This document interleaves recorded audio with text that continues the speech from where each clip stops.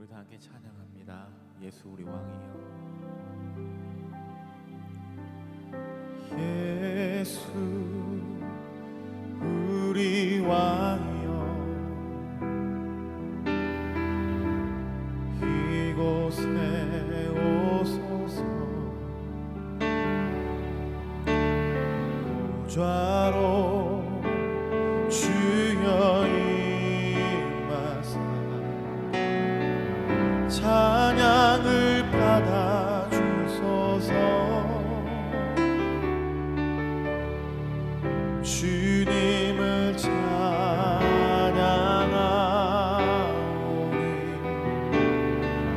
주님을 경배하오니 왕이신 예수여 오셔서 좌정하사 다스리소서. 예수 우리 왕이여, 예수 우리 왕이여, 이곳에 오소서. 좌로 주여 임하사 찬양을 받아주소서.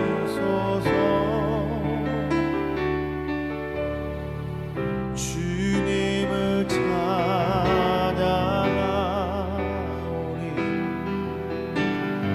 주님을 경배하오니 왕이신 예수여 오셔서 좌정하사 다스리소서. 주님을 찬양하오니 주님을 찬양하오니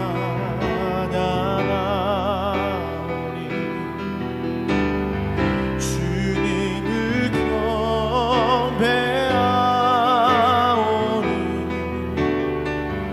왕이신 예수여 오셔서 좌정하사 다스리소서.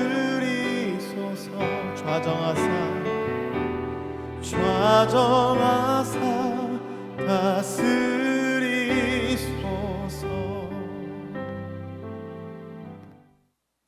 주님, 오늘도 우리에게 새날을 허락하심을 감사드립니다. 이 아침 우리에게 주시는 말씀으로 우리를 새롭게 하여 주시오고, 오늘 하루도 이 말씀을 붙들고 살아갈 때 주님께서 우리 삶 가운데 살아 역사하여 주시옵소서. 예수님의 이름으로 기도드립니다. 아멘. 오늘 묵상할 말씀은 역대하 25장 14절에서 28절까지 말씀입니다. 그 중에서 14절에서 16절을 함께 읽겠습니다. 아마샤가 에돔 사람들을 죽이고 돌아올 때 세일 자손의 신들을 가져와서 자기의 신으로 세우고 그것들 앞에 경배하며 분향한지라. 그러므로 여호와께서 아마샤에게 진노하사 한 선지자를 그에게 보내시니 그가 이르되 저 백성들의 신들이 그들의 백성을 왕의 손에서 능히 구원하지 못하였거늘 왕은 어찌하여 그 신들에게 구하나이까 하매, 선지자가 아직 그에게 말할 때 왕이 그에게 이르되 우리가 너를 왕의 모사로 삼았느냐, 그치라 어찌하여 맞으려 하느냐 하니, 선지자가 그침에 이르되 왕이 이 일을 행하고 나의 경고를 듣지 아니하니 하나님이 왕을 멸하시기로 작정하신 줄 알았노라 하였더라. 아멘. 오늘 말씀은 아마샤 왕에 대한 내용입니다. 우리가 묵상할 본문을 먼저 간단히 요약해 보겠습니다. 아마샤 왕은 요돔과의 전쟁을 치르게 됩니다. 처음에는 남유다 왕이 북이스라엘 용병을 사서 에돔과의 전쟁을 치르려고 했지만 하나님이 보내신 하나님의 사람의 말을 듣고 북이스라엘 용병들을 돌려보내고 남유다 백성들만으로 전쟁을 치릅니다. 그리고 아마샤 왕은 큰 승리를 거두게 됩니다. 그런데 이 전쟁에서 자신감을 얻은 아마샤 왕은 에돔과의 승리 이후 북왕국과도 전쟁을 치르게 됩니다. 문제는 에돔과의 전쟁에서 에돔의 신들을 가지고 와서 분양하게 된 것입니다. 북이스라엘과의 전쟁에 선전포고를 했지만 하나님은 오히려 이것이 승리하지 못할 것을 이야기하십니다. 결국 아마샤는 전쟁에 패하고 포로로 잡혀 끌려가게 되고, 포로로 끌려갔다 돌아온 이후에도 아마샤 왕은 많은 무리들이 그를 반역함으로 결국 죽게 됩니다. 하나님 말씀을 듣고 따름으로 승리를 경험했던 아마샤 왕이 왜 결국은 이러한 비참한 파국을 맞이했을까요? 그것은 바로 망각 때문입니다. 하나님의 은혜를 잃어버린 망각입니다. 자, 그런데 이 망각이라는 것은 기억력의 문제가 아닙니다. 하나님의 도우심이 오래돼서 기억이 흐릿흐릿해진 것이 아니라 하나님의 은혜를 당연히 여기는 것으로부터 시작되는 문제입니다. 이 망각에 대한 경고는 역대기뿐만 아니라 구약 성경 앞에서부터 계속적으로 우려하고 지적했던 문제입니다. 여호수아서 본문에 보면 이스라엘 백성들이 요단강을 건널 때 그 요단강에 있는 돌을 취하여 건넌 이후 쌓게 됩니다. 그리고 땅을 다 차지하고 난 다음에도 여호수아 본문의 마지막에는 기념비를 세우고 이 모든 것이 하나님이 행하신 일이라는 것을 잊지 않기 위해서 기념합니다. 그렇게 본다면 하나님의 은혜를 경험한 인간들이 보인 행보는 크게 두 가지로 나눌 수 있습니다. 첫째는 하나님의 은혜를 특별한 것으로 여기고 그것을 기억하는 기념비를 세우는 자들이 있고, 아니면 하나님의 은혜와 도우심을 당연한 것으로 여기고 더욱 나에게 힘을 실어줄 우상을 세우는 자들이 있습니다. 그래서 역대기에서 선한 왕을 보는 중요한 기준 중에 하나가 우상과 산당을 없애고 하나님을 기억하고 하나님을 예배하는 성전과 예배를 회복하는 여부입니다. 이런 망각은 아마샤 왕에게만 해당되는 것이 아니었습니다. 역대기 본문에서 묵상하다 보면 우리는 수많은 왕들이 하나님의 은혜를 망각하는 장면들을 보게 됩니다. 나름 역대기에서 선한 평가를 받았던 왕들도 망각했습니다. 솔로몬 왕은 성전을 짓고 하나님이 그에게 하신 말씀을 망각합니다. 르호보암 왕은 비록 나라가 갈라졌지만 여로보암을 피해 남유다로 내려온 예배자들이 그와 함께 하고 하나님을 찾고 구함으로 평강을 누렸던 것을 망각합니다. 아사 왕은 하나님의 도움을 망각하고 아람 군대의 도움을 구걸합니다. 여호사밧 왕은 하나님 말씀을 망각하고 북이스라엘과 동맹을 맺고 사도를 맺습니다. 요아스 왕은 대제사장 요야다를 통해서 왕위에 올라갔지만 이런 하나님의 일하심을 망각하고 백성들이 요구하는 대로 우상을 섬기고 심지어 자신의 은인인 요야다의 아들 스가랴까지 죽이게 됩니다. 그런데 남유다 왕뿐만 아니라 오늘 우리도 예수 그리스도의 사랑과 은혜를 망각하고 그리스도를 따르지 않고 내 생각과 내 판단을 따르는 잘못을 저지르고 있습니다.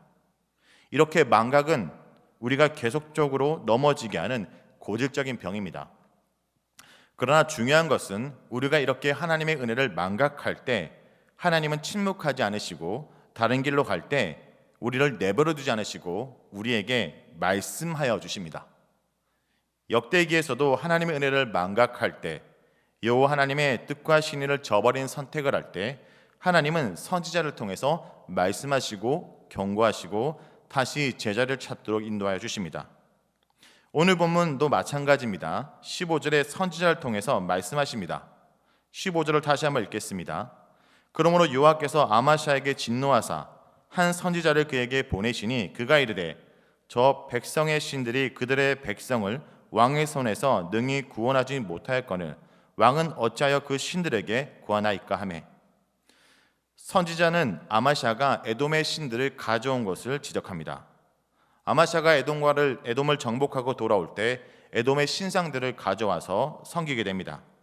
고대 근동에서 전쟁에서 승리한 왕이 패전국의 신상을 가져오는 것은 간행으로 알려져 있습니다. 나라와 나라 사이의 전쟁은 바로 신들의 전쟁으로 이해되었기 때문에 한 나라의 군대가 패한 것은 그 나라의 수호신이 패한 것과 같습니다. 이런 배경에서 신상을 가져오는 것은 패전국의 신을 포로로 사로잡아오는 것을 의미했습니다.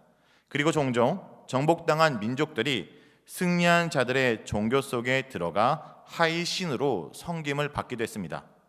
그래서 신명기 7장 5절에 보면 전쟁에서 취한 신상을 전리품으로 가지고 오지 말라고 그리고 파기하라는 명령까지 합니다.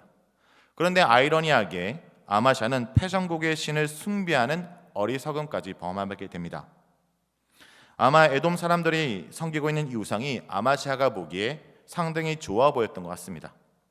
아마시아는 하나님과 더불어 에돔의 신까지 함께 숭배하려고 했지만 이것은 결국 여호와 하나님을 저버리는 행동이었습니다. 아마시아의 이와 같은 모습은 열왕기하 16장 9절에서 16절에 아하스 왕이 아수르에 패한 아람의 제단을 예루살렘으로 들여와 숭배한 것과 유사합니다. 하지만 하나님은 그가 하나님의 은혜를 망각하고 잘못된 방향으로 가지 않도록 선지자를 보내서 깨우쳐 주십니다. 하지만 문제는 아마시아는 그 말을 듣고도 돌이키지 않았습니다. 그리고 오히려 이러한 선지자를 위협했습니다. 16절입니다. 선지자가 아직 그에게 말할 때 왕이 그에게 이르되 우리가 너를 왕의 모사로 삼았느냐 그치라 어찌하여 맞으려 하느냐 하니 선지자가 그침에 이르되 왕이 이 일을 행하고 나의 경고를 듣지 아니하니 하나님이 왕을 멸하시기로 작정하신 줄 아노라 하였더라. 이 모습은 이전에 이스라엘 용병의 일로 하나님의 사람 선지자의 충고를 따르고 겸손히 순종했던 그의 이전의 모습과 전혀 다릅니다. 아마시아는 에돔과의 승리 후 교만해졌습니다.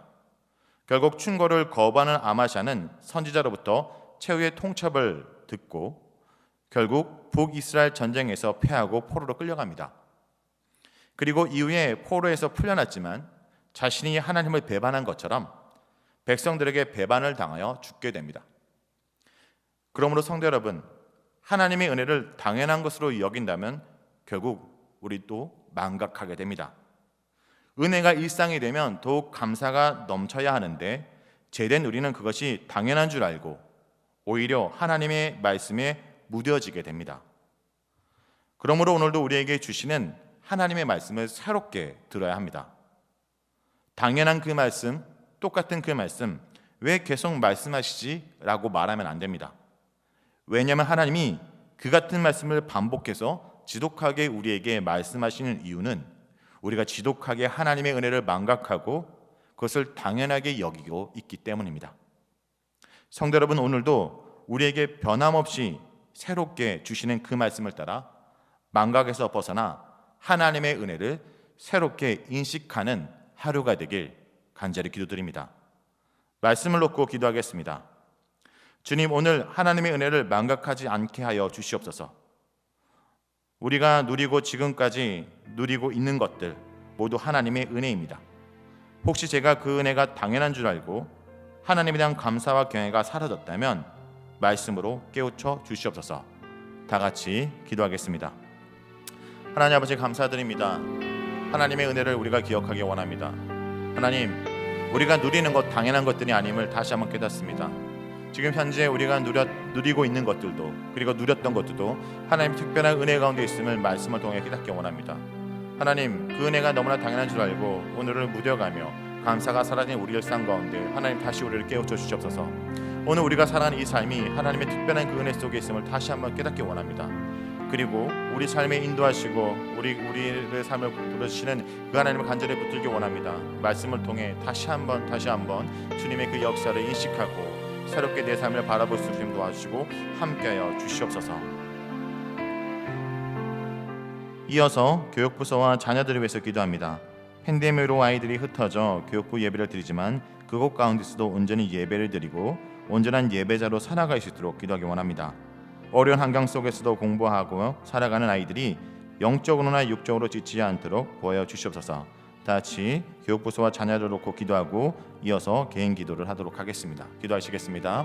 하나님 아버지, 우리 자녀들 기억하여 주옵소서. 하나님, 팬데믹으로 흩어져서 온전히 모이지 못하고 서로 함께 기도하며 어울리지 못하지만 그 속에서 서로를 향한 마음으로 중보하며 또 온전히 예배드릴 좀 도와주옵소서. 그들이 흩어진 그곳이 예배자 상수임을 기억하시며 그들이 온전히 예배자로 살아가도록 도와주옵소서. 하나님, 여러 환경 속에서 정말 주님 살아가고 또 하나님을 생활하는 것이 쉽지 않습니다. 여러 스트레스와 여러 마음적 심적 부담들이 있습니다. 하나님 붙들어 주십시고 모든 말씀으로 그들을 만져주시고 그들의 마음 가운데 하나님 아버지 다시 한번 주님에 대한 그 기대와 믿음으로 다시 한번 우리 아이들이 잘 자라날 수 있게 도와주시고 함께하여 주옵소서. 지치도 않도록 좀 도와주시고 영적으로나 육적으로 하나님 그들을 건강케 해주는 도와주시고 함께하여 주옵소서.